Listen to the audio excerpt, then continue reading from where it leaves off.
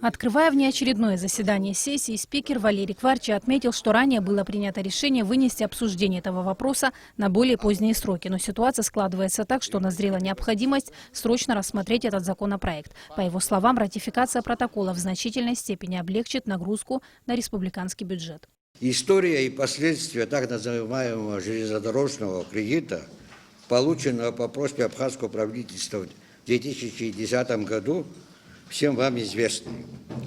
Сегодня для нас главное облегчить тяжесть этого большого долга, снизить финансовую нагрузку на государственный бюджет.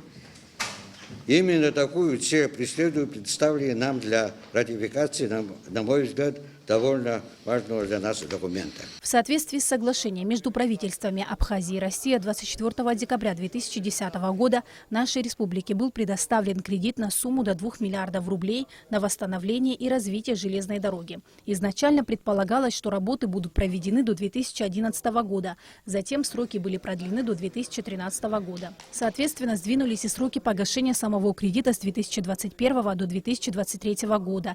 И на 31 декабря 2016 года за обслуживание указанного кредита за счет средств республиканского бюджета была выплачена сумма в размере почти 448 миллионов рублей, из которых на оплату процентов было направлено 158 миллионов. С тем, чтобы уменьшить нагрузку на бюджет страны, правительство России и Абхазии приняли решение о реструктуризации государственного экспортного кредита и увеличили сроки погашения долга с 2023 по 2029 год. Представитель президента в парламенте Дмитрий Шамба отметил, что это поможет значительно сократить суммы размеров ежегодно выплачиваемых средств на обслуживание кредита. Подписание и ратификация вступления в силу данного протокола приведет, к примеру, к тому, что ежегодные выплаты сокращаются.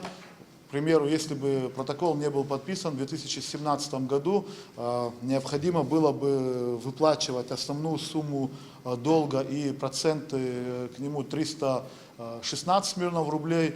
После вступления в силу протокола не будет за просроченную на дату подписания протокола задолженность начисляться пени, и сумма платежа сокращается, например, только в 2017 году с 316 миллионов до 109 миллионов. Председатель комитета по бюджету, кредитным организациям, налогам и финансам Наталья Смыр считает, что ратификация протокола даст республике возможность выполнить свои обязательства перед Российской Федерацией. Здесь есть некоторые такие послабления со стороны Российской Федерации.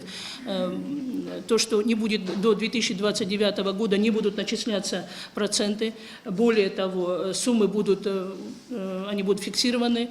И это даст возможность нам выполнять свои обязательства по отношению к Российской Федерации. Депутаты единогласно проголосовали за ратификацию данного протокола. Решение было принято в первом и окончательном чтении. Сима Аргун, Беслан Джинджоля, Абхазское телевидение. Кто-то не успел сфотографировать, что ли?